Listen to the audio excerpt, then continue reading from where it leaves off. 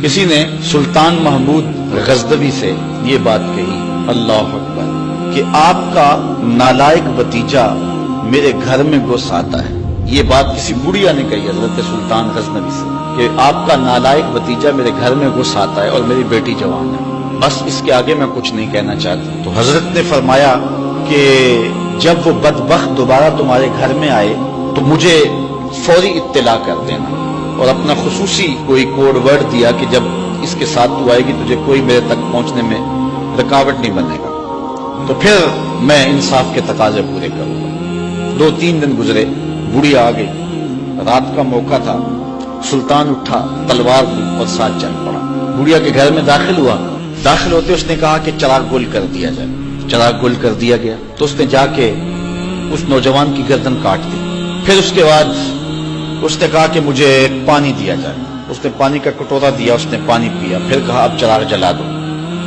جب چراغ جلایا گیا تو اس نے لاش کو دیکھا اور کہا الحمدللہ۔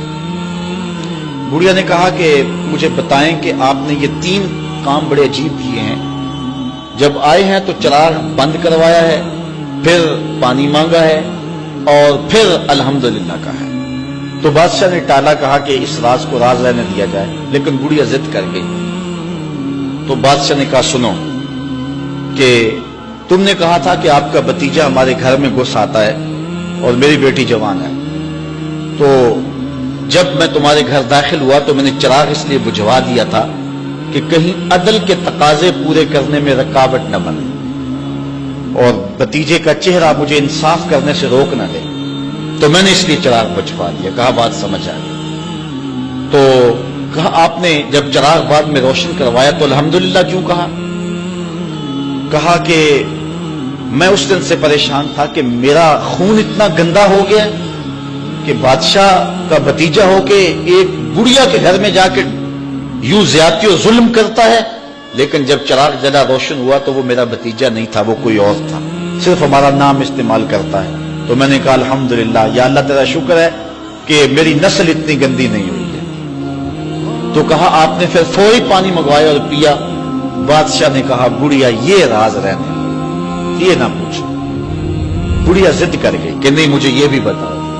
تو کہا بڑھیا پھر سن، جس دن سے تو نے بتایا تھا کہ آپ کا بھتیجا میرے گھر میں گھس آتا ہے، اس دن سے نہ میں نے پانی پیا تھا نہ کھانا کھایا تھا۔ میں نے کہا تھا جب تک ظالم کو کیفر کردار تک نہیں پہنچا دیتا اتنی دیر تک نہ کھانا کھاؤں گا نہ پانی پیوں گا۔ اب ظلم کا انجام تو نے دیکھ لیا، اب میرا اتنا حق تو بنتا تھا کہ 2 گھونٹ پانی کے پی لو۔ تو آج نام بھی تو انہی کا باقی ہے، آج ذکر بھی تو انہی کا باقی ہے۔ جن لوگوں نے عدل و انصاف کے بخیے ڈھیڑ کے رکھ دیے پھر حرف غلط کی طرح مٹ جاتے ہیں، ان کی قبروں کے نشان بھی باقی نہیں رہتے۔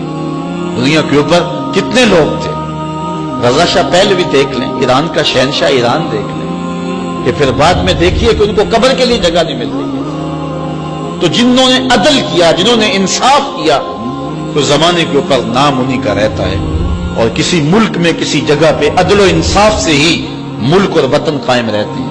الملک یدوم بالکفر ولا یدوم بالظلم، ملک کفر سے تو قائم رہ سکتے ہیں لیکن ظلم سے قائم نہیں رہتے۔